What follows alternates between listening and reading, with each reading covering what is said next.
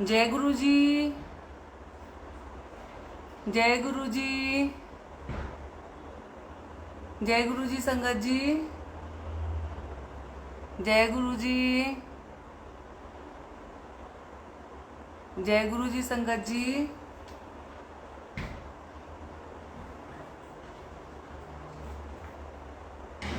जय गुरु जी।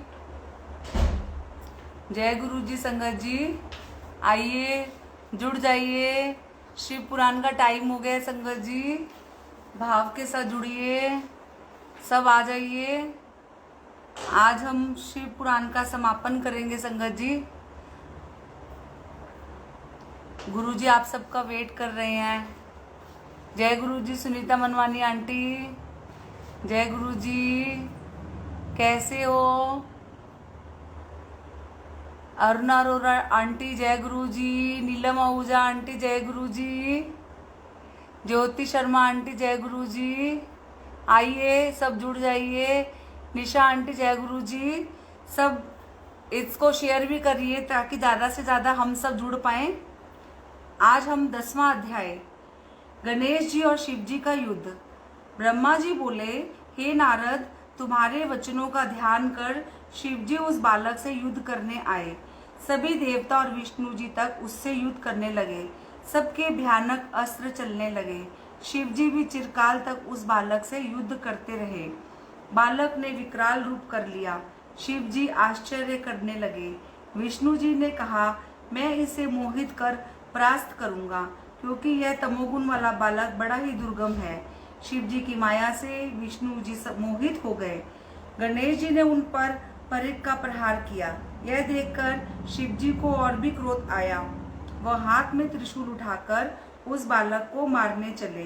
तब शिव जी को इस रूप में अपनी ओर आते देख गणेश जी ने मन ही मन अपनी माता का ध्यान किया और अपनी शक्ति उठा शंकर जी के हाथों पर प्रहार कर दिया। उस समय गणेश जी की शक्ति महादेव जी से भी बड़ी हुई थी। उस शक्ति के लगने से परमात्मा शिव के हाथों से उनका त्रिशूल गिर पड़ा। तब त्रिशूल के गिरते ही शंकर जी ने पिनाक उठा लिया, परंतु गणेश जी ने एक परिघ मारकर उनका पिनाक भी पृथ्वी पर गिरा दिया। फिर हाथ में त्रिशूल उठा गणेश ने शंकर जी के 5 हाथों में मारकर उन्हें व्यर्थ कर दिया। शिव जी ने कहा, वाह, जब मेरी यह दशा है तो मेरे गणों की तो क्या दशा होगी। फिर तो इसी समय शक्ति के दिए बल से युक्त वीर गणेश जी ने परिघ उठाकर शिव जी के सर्व गणों और सब देवताओं को भी ताड़ित कर दिया। परिघ से व्याकुल हुए वे देवता और गण दूर भाग गए। विष्णु जी उस महाबली गण को देखकर कहने लगे कि इसको धन्य है। हमने बहुत से देव और दानव, दैत्य, यक्ष, गंधर्व और राक्षस देखे हैं, पर इस गणेश्वर की समता को कोई नहीं पा सकता। विष्णु जी ऐसा कह ही रहे थे कि पार्वती पुत्र गणेश जी ने उन पर भी अपने परिघ का प्रहार कर दिया। तब विष्णु जी ने शिव जी के चरण कमलों का ध्यान कर चक्र उठा उस परिघ के टुकड़े टुकड़े कर दिए। गणेश जी उसी खंडित परिघ से विष्णु जी को फिर मारने लगे, परंतु गरुड़ जी उनके सभी प्रहारों को व्यर्थ कर देते थे। इस प्रकार विष्णु और गणेश जी को युद्ध करते समय बहुत समय बीत गया। इस बीच गणेश जी ने विष्णु को मार मार कर मूर्छित भी बना दिया। फिर भी विष्णु जी उठ उठकर पार्वती पुत्र के साथ युद्ध करते रहे। यह देख शिव जी को बड़ा क्रोध आया और उन्होंने त्रिशूल उठा शीघ्र ही उस बालक का सिर काट दिया। देवताओं और गणों की सेना निश्चित हो गई। हे नारद, उसी समय तुमने जाकर वह सब बातें उमा देवी से कह दी और यह भी कह दिया कि तुम अपना मान किस प्रकार भी न त्यागना। हे कलह प्रिय नारद, ऐसा कहकर तुम तुरंत ही अंतर्ध्यान हो गए। और यह सुनकर महादेवी पार्वती जी भी शिव जी के पास गई। 11वां अध्याय शिव जी द्वारा गणेश जी को पुनः जीवित करना।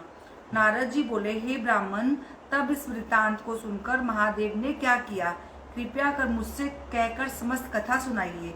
ब्रह्मा जी बोले, हे मुनिवर, गणेश जी के शिरोच्छेदन से शिव जी के गण तालियां बजाकर महोत्सव करने लगे। इधर पार्वती जी को बड़ा क्रोध आया। वह बोली, हाय, मैं क्या करूं, कहाँ जाऊं। हाँ, मुझे बड़ा दुख प्राप्त हुआ। सब देवताओं और गणों ने मेरे पुत्र का संहार कर दिया। अब मैं भी सबका नाश यहाँ प्रलय करूंगी। इस प्रकार दुखी होकर पार्वती ने 100,000 शक्तियों की रचना कर डाली। तब वे निर्मित शक्तियां जगदम्बा को प्रणाम कर कहने लगी कि हे माता, क्या आज्ञा है। देवी ने कहा, तुम लोग मेरी आज्ञा से देव सेना में जाकर उसका नाश कर डालो। देवता, राक्षस, ऋषि और अपने पराये जो मिले उन्हें हट से भक्षण कर जाओ। पार्वती की आज्ञा से वह सब शक्तियां क्रोध में तत्पर हो गई, सब देवताओं का भक्षण करने लगी।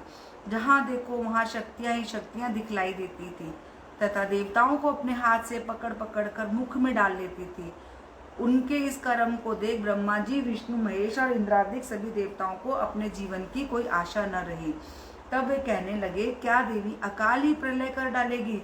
तब इस दुरह वर्तमान उत्पन्न हुई परिस्थिति में क्या उपाय किया जाए? ऐसा देवता तथा विष्णु ब्रह्मा सहित विचार करने लगे।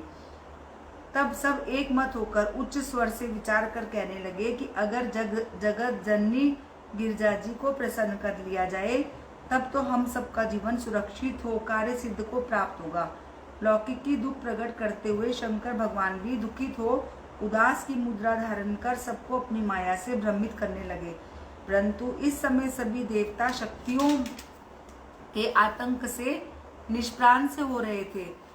क्रोधमयी शिवा के मंदिर में जाने का देवताओं को साहस नहीं होता था। हिमालय पुत्री पार्वती के महाप्रकाशित तेज सभी को संतप्त कर रहा था। सारे देवगण भयभीत तो दूर ही खड़े थे। उसी समय वहां पर परम देवी श्री नारद जी आए।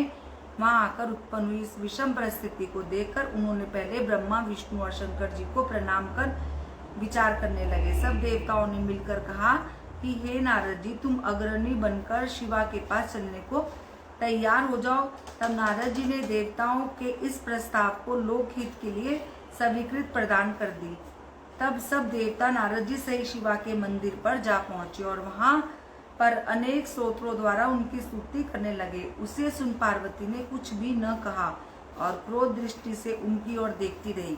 तब ऋषियों ने कहा, हे देवी जगजननी, हमारे अपराध को क्षमा कर दो। इस समय संहार होना चाहता है। हे अंबिके, तुम्हारे स्वामी भी यहाँ उपस्थित हैं, उनकी ओर तो देखो। साथ ही हम ब्रह्मा, विष्णु आदि सभी देवता तथा आपकी समस्त प्रजा आपके सामने क्षमा की इच्छा के लिए हाथ जोड़कर बड़े हैं। हे भगवती, अब इन सब का अपराध क्षमा करो। हम सब व्याकुल हैं, हमें शांति प्रदान कीजिए। जब इस प्रकार कहते हुए सब देवता बड़ी दीनता और व्याकुलता से हाथ जोड़े हुए उन चंडिका के समक्ष खड़े हो गए। तब वह भगवती करुणा करके उन देवताओं से इस प्रकार बोली, यदि मेरा पुत्र जी जाए और तुम सबके बीच में पूजनीय हो जाए तो यह संहार नहीं होगा, अन्यथा शांति नहीं होगी। भगवती का ऐसा कहने पर सब देवताओं ने शिवजी से इसके लिए प्रार्थना की। शिवजी ने कहा, ठीक है, हम लोग को वही करना चाहिए जिससे सब लोगों का मंगल हो। अच्छा, तो अब तुम लोग यहाँ से उत्तर दिशा में चले जाओ और जो पहले मिले उसका सिर काटकर गणेश जी के धड़ में जोड़ दो तो यह जीवित हो जाएंगे। यह सुन सब देवता गणेश जी को लेकर उत्तर दिशा की ओर गए तो प्रथम उनको एक दांत वाला हाथी मिला। उन्होंने उसका सिर काटकर गणेश जी के शरीर से जोड़ दिया। फिर उन्हें अच्छी तरह धोकर उनकी पूजा की तथा विष्णु से कहा कि अब जैसा उचित हो वह सब कृत्य आप कीजिए। विष्णु जी ने वेद मंत्रों के योग से अभिमंत्रित कर शिव जी का ध्यान कर गणेश जी पर जल छिड़का। जल के छिड़कते ही वह बालक शिव जी की इच्छा से जाग उठा। उस गजमुख रक्त वर्ण सुंदर कांतिमन बालक का प्रसन्न वदन एवं सुंदर आकृति की शोभा बड़ी ही दैदीयमान थी। शिवा पुत्र को जीवित हुआ देख सबका दुख दूर हो गया। सबने प्रसन्न होकर उन्हें देवी को दिखाया। पार्वती अपने पुत्र को जीवित हुआ देख प्रसन्न हो गई। 12वां अध्याय, गणेश जी को सभी देवताओं द्वारा पूज्य मानना व उनकी पूजा करना। नारद जी बोले, हे प्रगेश्वर, गिरजा पुत्र के जीवित होने के बाद क्या हुआ, कृपया करके यह कथा सुनाइए। ब्रह्मा जी बोले, हे मुनीश्वर, जब देवी ने देखा कि मेरा पुत्र जीवित हो गया है तो वो बहुत प्रसन्न हुई और दोनों भुजाओं से पकड़कर उनका आलिंगन करने लगी। अनेक प्रकार के आभूषण और वस्त्र पहनाए। सबने उनकी पूजा की और देवी ने अपने बालक का मुख चूमकर बहुत से वर दिए तथा यह भी कहा कि हे पुत्र, तुम्हारे मस्तक पर जो यह सिंदूरी रंग से आवा है, इस कारण मनुष्य पुष्प चंदादि सहित तुम्हारी सिंदूर से पूजा करेंगे। तुमको सब सिद्धियां प्राप्त हो और तुम्हारी पूजा करेंगे। भक्ति पूर्वक पार्वती जी के समीप गए और महेश्वरी के उस पुत्र को तीनों लोक के सुखार्थ शिव जी की गोदी में बैठाया। शिव जी ने अपने कर कमलों को उसके सिर पर हाथ फेर कर कहा, यह मेरा दूसरा पुत्र है। गणेश जी ने उठकर शिव जी को प्रणाम किया। सब देवताओं को प्रणाम करते हुए उनसे अपने अपराध की क्षमा मांगी। त्रिदेवों ने वर दिया, सबका पूज्य और गणनाथ कहा। तब से गणेश जी विघ्नहर्ता और सर्व काम फलदायक हुए। साथ ही त्रिदेवों ने यह भी कहा कि पहले मनुष्य इनका पूजन करेंगे, फिर हमारी। तदंतर पहले शिव जी ने सभी मांगलिक वस्तु मंगाकर गणेश जी की पूजा की, फिर विष्णु जी ने, फिर मुझ ब्रह्मा ने, फिर पार्वती तथा इसके पीछे अन्य सभी देवताओं ने बड़े आदर से इनकी पूजा की। फिर सब देवताओं ने एक स्वर से गणेश जी को सर्वाध्यक्ष कहकर अनेकों वर दिए। हे मुनीश्वर, उस समय पार्वती जी को जो प्रसन्नता हुई वह मेरे चारों मुखों में से भी नहीं कही जाती है। देवताओं की दुदुम्बी बजने लगी, अप्सराएं नृत्य करने लगी तथा आकाश से फूलों की वर्षा हुई। गणेश जी के प्रतिष्ठित होते ही जगत में स्वस्थता प्राप्त हो गई और बड़ा महोत्सव हुआ। सबका दुख दूर हो गया। विशेषकर शिवाशिव को बड़ी प्रसन्नता हुई। सब देवता शिव जी, पार्वती और गणेश की बारंबार प्रशंसा करते हुए अपने स्थान को गए। पार्वती जी क्रोधहीन हो गई और भगवान शिव जी पूर्ववत उनके समीप जा बैठे। मैं और विष्णु जी शंकर जी से आगे अले शिव की भक्ति सेवन करते हुए अपने लोक को गए।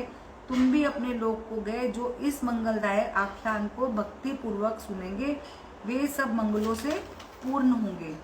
13वां अध्याय, गणेश जी तथा कार्तिक के द्वारा माता पिता की आज्ञा से पृथ्वी परिक्रमा करना। ब्रह्मा जी बोले, हे नारद, यह हमने परम दिव्य गणेश जी का पूजन और चरित्र सुनाया जो बड़ा ही श्रेष्ठ और परम पराक्रम युक्त है। हे पितामह, इसके पश्चात फिर क्या हुआ? शिवाशिव की वह सब कथा सुनाइए जो परमानंददायक है। ब्रह्मा जी बोले, हे मुनि श्रेष्ठ, यह तुमने अच्छा प्रश्न किया है। अब ध्यान देकर सुनो। मैं कहता हूँ, अब गणेश जी माता पिता के लालन पालन करने से दिनों दिन बढ़ने लगे और बड़ी प्रीति से सर्वदा खेल कूद करने लगे। कार्तिकेय भी साथ थे। दोनों पुत्र भक्ति पूर्वक माता पिता की सेवा करते थे। माता पिता एकांत में बैठे हुए आपस में विचार कर रहे थे कि अब दोनों पुत्रों का शुभ विवाह करा दिया जाए। तब माता पिता की इस इच्छा को जानकर दोनों पुत्रों ने एक साथ ही विवाह की इच्छा प्रकट करते हुए यह कहा कि पहले मैं विवाह करूंगा, पहले मैं विवाह करूंगा। ऐसा कहकर दोनों आपस में विवाद करने लगे। जगतभर शंकर पार्वती लोकाचार की दृष्टि से परम आश्चर्यचकित हुए। उन्होंने सोचा किस प्रकार दोनों का विवाह किया जाए। यह विचार कर दोनों ने एक अद्भुत युक्ति निकाली। एक समय शिवाशिव ने उन्हें बुलाकर कहा कि देखो, हमने तुम दोनों के सुख के लिए एक नियम किया है। तुम दोनों पुत्र हमारे लिए एक ही समान प्रिय हो, ना कोई कम ना कोई अधिक। इसके कारण तुम्हारे लिए हमने प्रतिज्ञा की है कि जो पहले समस्त पृथ्वी की परिक्रमा करके हमारे पास पहुंच जाएगा उसका ही विवाह पहले किया जाएगा। तब माता पिता के यह वचन सुनकर महाबली कार्तिकेय जी तत्काल ही पृथ्वी की प्रदक्षिणा के लिए चल पड़े और बुद्धिमान गणेश जी अब तक वहीं स्थित रहे और बार बार बुद्धि से विचार करने लगे कि क्या करूं, कहाँ जाऊं, मुझसे तो एक कोस भी नहीं चला जा सकता। फिर पृथ्वी की प्रदक्षिणा करना तो बहुत ही कठिन है। यह विचार कर गणेश जी अपने घर में जा स्नान ध्यान कर माता पिता से बोले कि आप दोनों सिंहासन पर बैठिए, मैं पूजा करूंगा। शिव पार्वती जी गणेश जी की पूजा ग्रहण करने बैठे।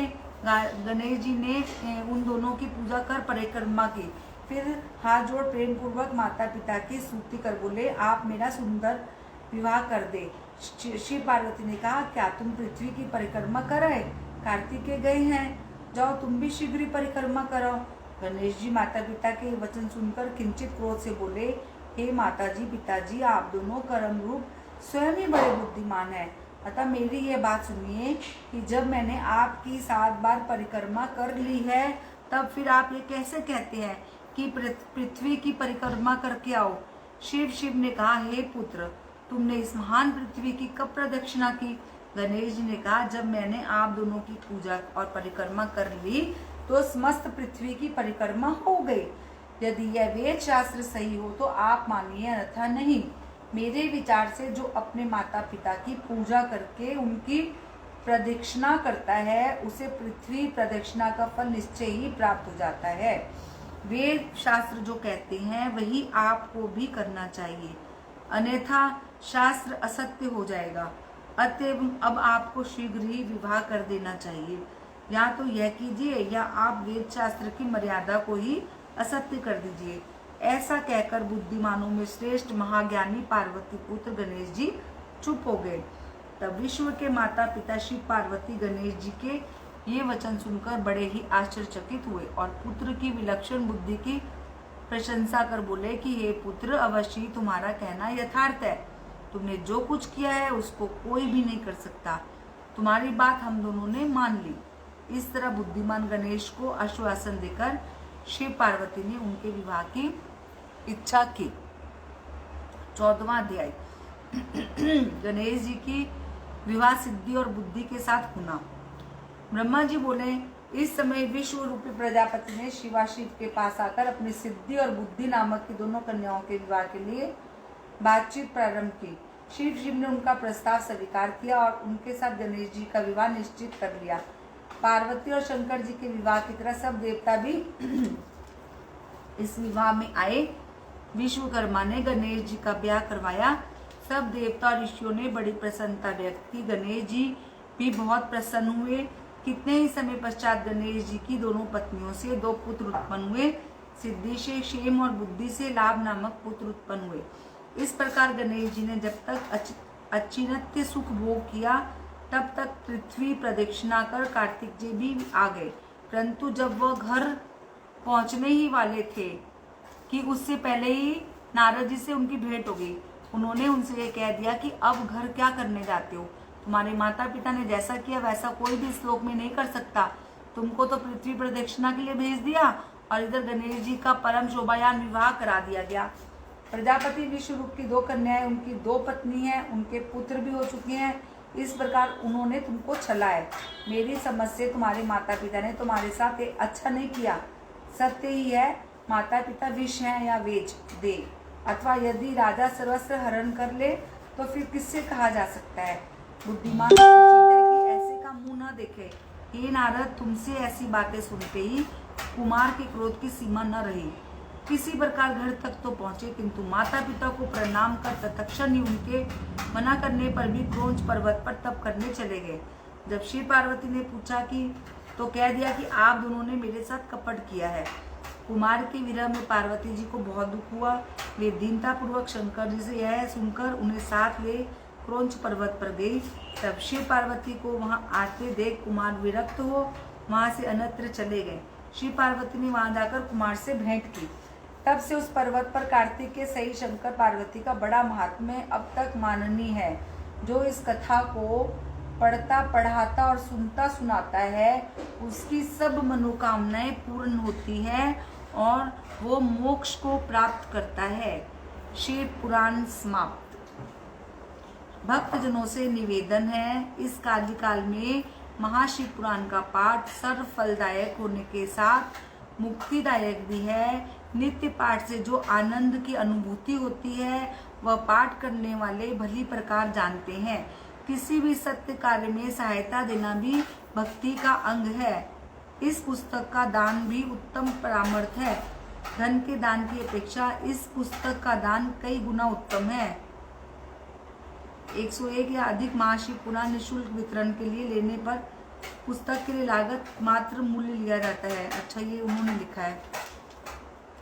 अब संगत जी, हमारे शिव महापुराण का आज बहुत अच्छी तरीके से समापन हो गया।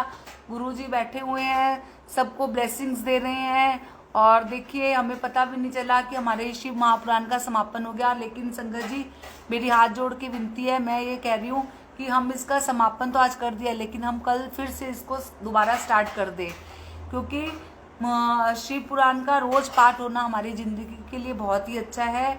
और संगत जी, अगर ये इसकी मैंने व्हाट्सअप वो इसकी सामने की फ्रंट की डाली भी थी। ये है, देखिए, ये शिव महापुराण, और इसके लेखक का नाम देखिए यहाँ है,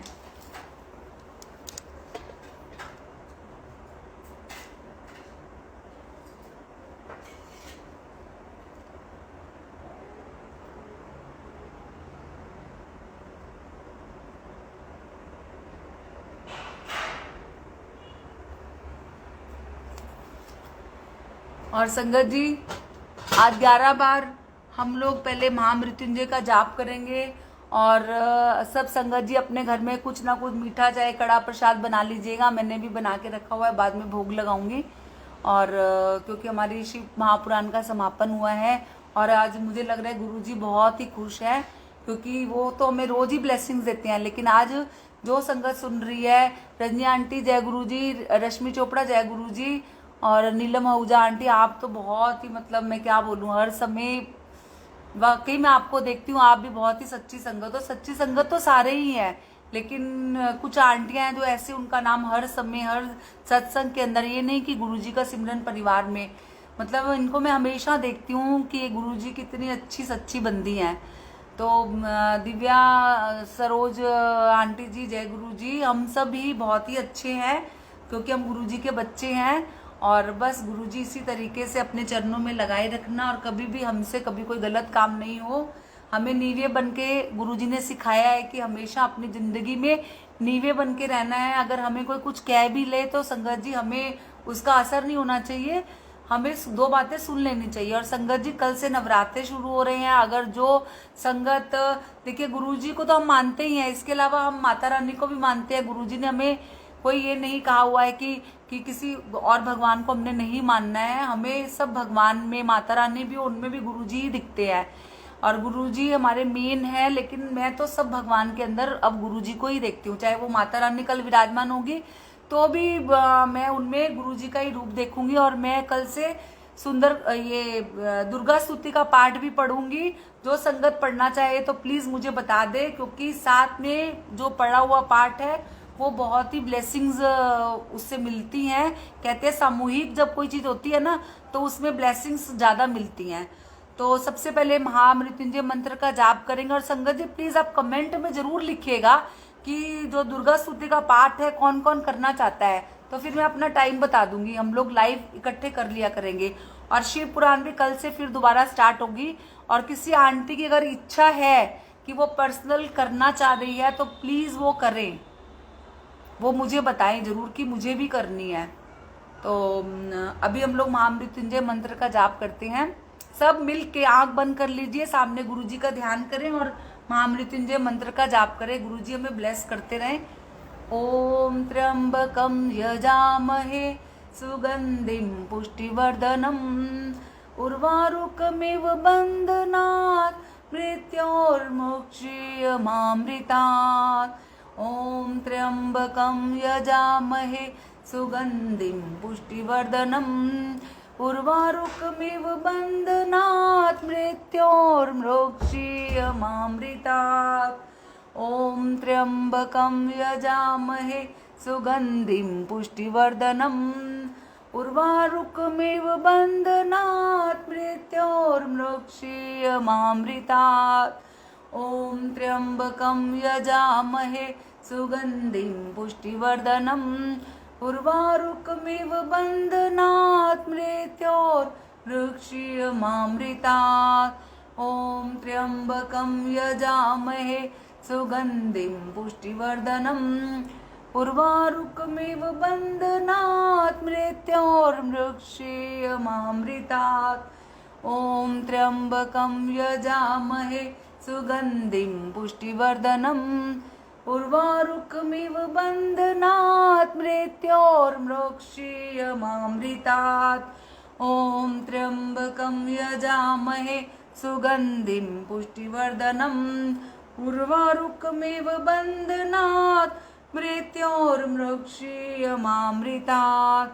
ओम त्र्यंबकम यजामहे सुगंधिम पुष्टिवर्धनम उर्वारुकमिव बंधनात् मृत्योर्मुक्षीयमामृतात्।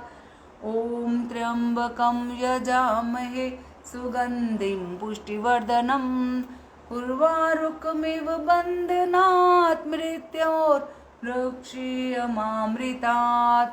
ॐ त्र्यम्बकं यजामहे सुगन्धिं पुष्टिवर्धनम् उर्वारुकमिव बन्धनात् मृत्योर्मुक्षीयमामृतात्। ॐ त्र्यम्बकं यजामहे सुगन्धिं पुष्टिवर्धनम् उर्वारुकमिव बन्धनात् मृत्योर्मुक्षीयमामृतात्। जय गुरु जी, शुक्राना गुरु जी। और संगत जी, आपसे एक बात मैं ये भी शेयर करूंगी, क्योंकि गुरु जी कहते हैं ना कि आपके साथ जो कुछ भी बीते, आप जरूर अपनी जो हमारी संगत है उसके अंदर ही गुरु का संग है। आप जितने लोग भी बैठे हो सबके अंदर गुरु जी विराजमान है। तो मेरा मन कर रहा है कि मैं आज आप लोग के सामने ये बात शेयर करूं। तो संगत जी, मैं हमेशा ये सोचती थी कि मुझे गुरुजी, बहुत लोग कहते हैं ड्रीम में नहीं आते, ड्रीम में नहीं आते। मुझे गुरुजी बहुत कम, एक आध बार ड्रीम में आए हैं, नहीं तो नहीं आते ड्रीम में कभी भी।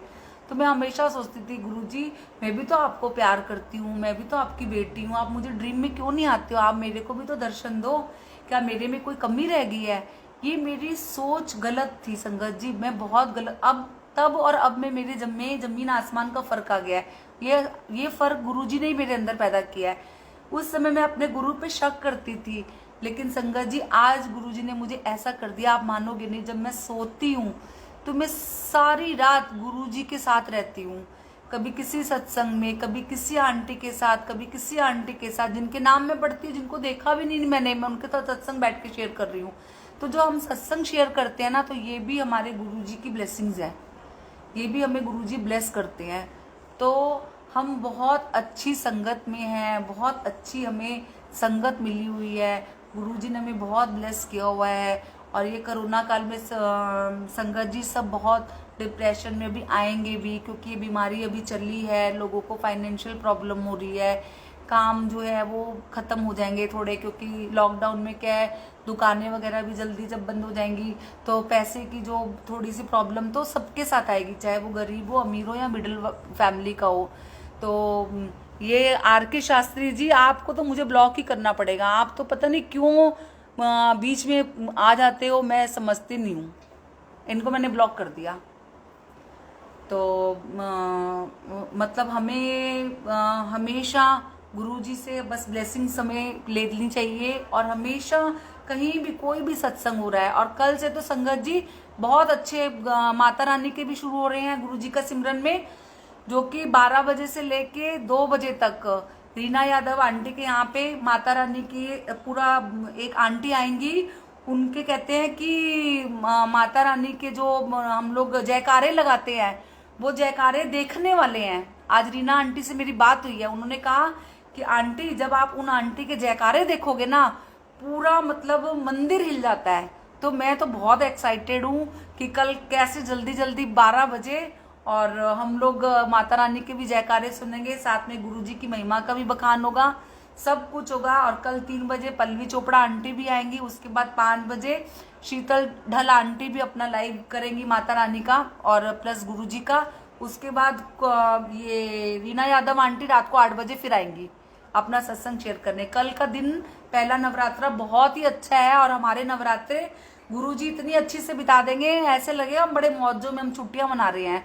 तो संगत जी, मैं तो फटाफट अपना घर का काम जल्दी जल्दी सुबह 11-12 बजे तक खत्म कर लेती हूँ, क्योंकि उसके बाद मुझे गुरुजी के पनाह में बैठना होता है। बस मैं फिर कुछ नहीं देखती, मैं कहती हूँ गुरुजी मैंने अपने घर का सारा काम खत्म कर लिया है, अब मैं आपके चरणों में बैठ गई हूँ, सेवा में आपने लगा दी है, बस इसी तरीके से ब्लेसिंग देते रहना। और संगत जी, आप लोग भी कल से जल्दी जल्दी फटाफट अपने काम खत्म करना, ताकि हम पूरा एंजॉय करें इकट्ठे बैठ के। और संगत जी, फिर से गुरुजी का शुक्राना करेंगे। जय गुरुजी, शुक्राना गुरुजी। जो दिया उसका भी शुक्राना, जो नहीं दिया उसका भी शुक्राना, क्योंकि जो आप हमें नहीं देते उसमें हमारी भलाई होती है। और जो देकर ले लिया उसका भी शुक्राना, और जो दोगे उसका भी शुक्राना। हर चीज का शुक्राना, हर सांस का शुक्राना, हर एक उस चीज का शुक्राना दाता जो हम यूज कर रहे हैं, जिसकी पनाह में हम बैठे हैं, वो हर चीज हमारे रब ने हमें दी है, गुरुजी ने दी है। हमें हर वक्त अपने गुरु का शुक्राना करना है, शुक्राना शुक्राना शुक्राना, और बस अनंतम अनंतम कोटि कोटि शुक्राने मेरे दाता, कोटि कोटि आपके शुक्राने, हर सुख के हर दुख के। अगर दुख ना दो तो हम आपके नजदीक कैसे आएंगे? हर चीज का शुक्राना। और संगत जी, इस कोरोना काल में फिर से कहूंगी कि सब एक दूसरे की मदद करें, तन से, मन से, धन से, चाहे 5 रुपए की हो, चाहे 10 रुपए की सेवा हो, चाहे अन्न की सेवा हो, चाहे किसी को मेडिसिन लेके दे। बहुत ही लोग जो ऐसे हैं जो बेसहारा हो गए हैं, गुरुजी ने ऐसी संगत भी बख्शी हुई है जो बहुत दान दे रही हैं, बहुत कुछ कर रही हैं। बस हमें भी उनसे सबक लेना चाहिए कि हमें भी कुछ ना कुछ करना चाहिए। तो लोग कर भी रहे हैं, ऐसा नहीं कि मेरे कहने से ही कोई करेगा, लोग कर भी रहे हैं। बस मेरे मन में भाव आता है और मैं बोल देती हूँ। अगर कुछ गलत बोलती हूँ तो मुझे माफ करना संगत जी, क्योंकि गुरुजी भाव डालते हैं रोज बोलने के लिए, तो मैं बोलती हूँ। और संगत जी, कभी किसी का मन ना दुखाए, किसी के साथ धोखा ना करें, आपस में प्यार बना के रखें। ये प्यार ही है जो इस जिंदगी में रह जाता है, वरना इस जिंदगी में कुछ नहीं होता। देखिए, हमने अपने साथ कुछ नहीं लेके जाना, सब कुछ यही रह जाएगा। सब कुछ जाएगा तो हमारा प्यार, हमारा नाम, हमारे रब का नाम जो हमारे साथ जाएगा, हमारा बेड़ा पार लगाएगा। हर वक्त उस रब का नाम ले जो कि हमारे साथ जाना है, और अपना इतना प्यार हम चारों तरफ बिखेर के जाए कि हर कोई याद करे हमें, हमारे बाद भी याद करे कि हाँ, कोई आंटी या कोई अंकल कोई ऐसा था, गुरु का बंदा कोई था ऐसा। बस गुरुजी ने हमें ऐसी ही शिक्षा देते रहे। लव यू गुरुजी। और गुरुजी, शुक्राना आपका, आप हमारी जिंदगी में आए। आप हमारी जिंदगी में आए तो इतनी अच्छी संगत आई। अगर आप हमारी जिंदगी में नहीं होते तो ये संगत भी ना होती। तो गुरुजी, सबसे पहले मेरे प्यारे गुरुजी का बहुत बहुत शुक्राना। Love you Guruji, love you Guruji, ढेर सारा लव यू। और लव यू संगत जी, क्योंकि आप लोग के बिना भी हर चीज अधूरी है। जय गुरु जी, शुक्राना गुरु जी। कल से नई नई चीजें लेके फिर आएंगे, और शिव पुराण का टाइम भी मैं बता दूंगी, व्हाट्सएप उसमें मैसेज कर दूंगी, फेसबुक में। कोई गलती हो तो माफ करना। जय गुरु जी, शुक्राना गुरु जी।